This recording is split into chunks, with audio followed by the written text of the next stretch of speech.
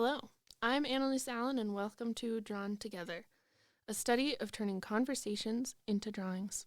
With me today, I have my dearest friend, Ashley Andersen. Hi. Hello. Hello. Thank you for joining me today. Pleasure to be here. So I have a couple questions for you, and when you answer them, I want you to answer them in a very visually descriptive way, using lots of adjectives. Adjectives. Got it. Okay. Okay. So the first question I have for you is, can you describe yourself for us? No. Oh, that's unfortunate. I am a small, very white redhead who is very poetic and witty. Maybe. Depending on who you're talking to. Mm. I don't know. Is that adjectives? So kind of, we're there. Keep going with your descriptions. Of myself? Yes. Okay, so we're going to start from the nose and we're going to pan out. So Perfect. the nose is a relatively normal size. It's got a little bit of a crink where it was broken a few years ago. We've got freckles on a very round white face. And it pans out to blue eyes, where I've got almost invisible eyelashes and eyebrows. Pan out a little bit more. I've got basically normal lips and not as white of teeth as I would like, but it's because I love red wine and coffee. So we pan out even more. I have double pierced ears. No one would know because the double piercings have closed up. You pan out more. I have very red hair that is curly and frizzy if I'm in any state other than Colorado. And pan out more, and you have my neck, which is very normal. Pan out more, and lovely decollage, usually covered by a turtleneck because I am obsessed with turtlenecks. And yeah, you can continue that, and you have basically all 5 foot 3 3/4 inches of me.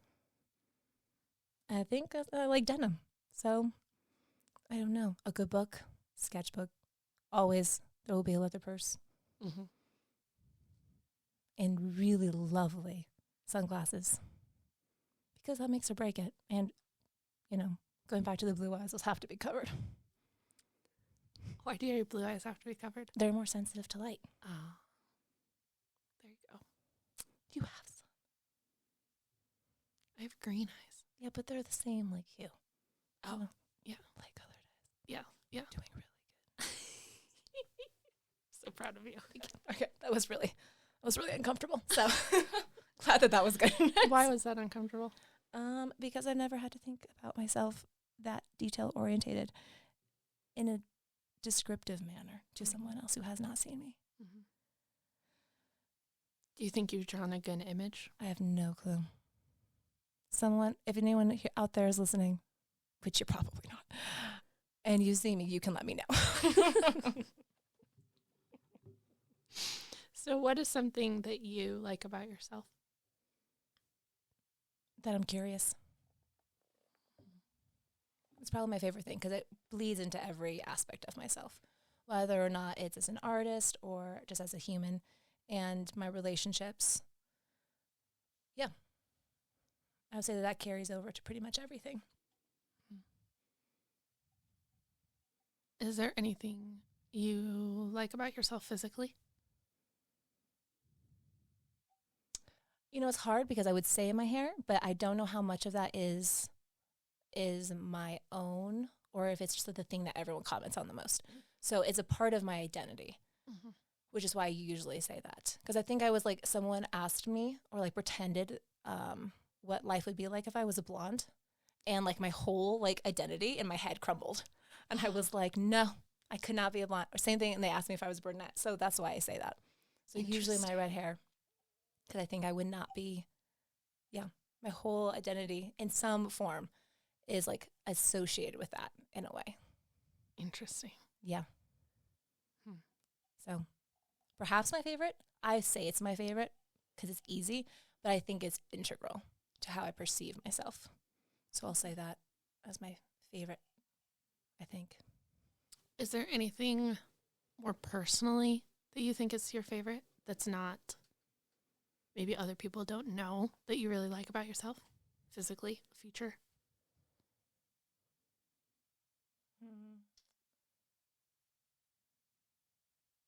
I don't know. I do enjoy my eyes. Hmm. I like my eyes. I think that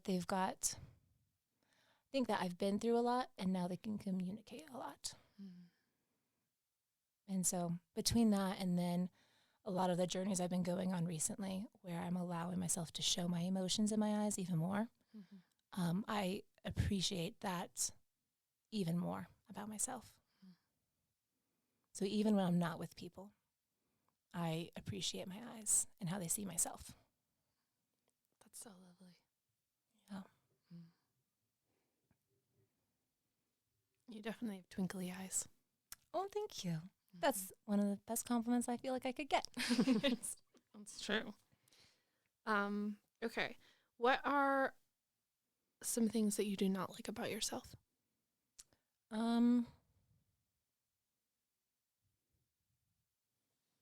I don't like that it can be too easy for me to isolate to the point where it can be, I think, detrimental to being there for someone else. Granted, it depends on who it is in my life. Because I definitely have, that whole idea of concentric circles of people that are really important and showing up. But I think in general, it started off as a coping mechanism where I just don't have the capacity or the bandwidth to be everything to everyone. And so it was actually really important in my life to learn how to say no, because I was a huge yes person growing up. And so getting that kind of autonomy was huge. But then I think I got to the point where between it being, it was really helpful in going through pain, but I think it became a coping mechanism that also became a dysfunction to where it's very easy for me to be like, I just don't have the emotional bandwidth, even if I actually might. And I could show up quicker. Not that I'd never show up, but I could show up quicker for certain conversations and all those things. So I think that's probably one of my least favorite characteristics. My personality is very much a push and pull. So I think that that's so ingrained with who I am, so it can be frustrating dealing with my own push and pull, whether it's for myself or with people that I care about. And what is something you don't like about yourself physically?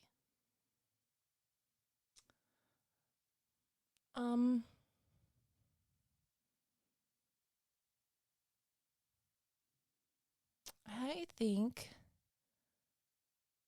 honestly, probably my skin. Yeah.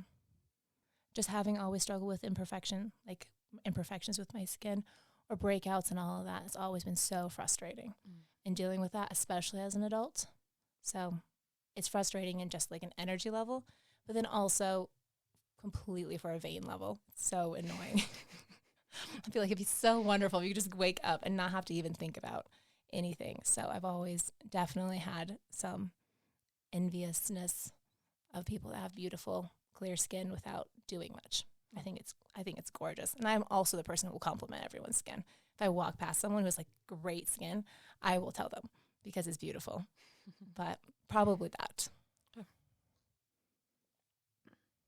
So, what is a space in your home or in another place that you really enjoy existing in and dwelling in? And can you describe that space for us? Yeah. I love my home. So I don't know. I think it really does range. But, I mean, it's going to sound perhaps idyllic, but anywhere where there's sun. I just kind of shift around. If I have a day where I can be in the house or be in my home all day, I just shift from one part and one level of the house where there is sun, and I just kind of follow the sunbeams throughout the whole day to the point where I'm on the opposite side of the house by the evening. And I love that. I think that's where I gain my inspiration, my energy, so much of how I think and see the world. But I do love my bed. I love my bed. It's held me in a lot of really hard circumstances. And so it's generally my safe place and where I can reset and be alone and not have to worry about how that's perceived. Can you describe that space? So it's a twin size bed in a relatively small room. It's like a 10 by 13 with a very large window. And I love that window. Mm-hmm. And so usually in the morning, my head is next to the window. So facing the opposite wall, which is my closet. And the light will come through and hit the wall that it runs parallel to my bed. And so I get to watch how the light moves around and on that wall and across that whole space of my room from season to season and throughout all of the times of the day. And it teaches me a lot. And so it feels, and I've made that space a place where I want it to hold light in different ways, and filled it with art and beautiful things and flowers and music and mementos from friends, so that it feels, I remember growing up always wanting my space to feel like a jewelry box. And so I wanted it to be, when you walked in, that there was always something to look at that could take you and transport you when you saw an object or thing to a different dimension, and then just give your mind or imagination something. And I remember being a child and the idea of, like, sounds so morbid, but if you died and someone went into your room, that they could tell what type of person you were based on what was in your room. And so I've always loved that since I was a kid. And so, like, what type of books I read, how many books, what type of art, what I fill my space with, it should tell everyone the type of person I was when they left. So it feels like the sacred space in some ways. That's just my personality embodied. And so I've got, like, my Persian rug, my record player, that's all wood, tons and tons of books. I think I counted them last, and it was over, I think I have 323 in my room, which is that 10 foot by 13 foot room. I shouldn't have that many books, but I do, and I haven't read them all. I just love being surrounded by books. And and mostly wood furniture, old antique lamps, white walls, but I love it. I love it. Beautiful, beautiful descriptions. Thanks. Well, thank you for giving us a little bit of a drawing of who you are and bringing in some color and some adjectives to describe your space. I tried. Thank you. Yeah. And thank you for being a drawing for me. I appreciate it. My pleasure. I love you. Love you too. Bye. Bye. Bye.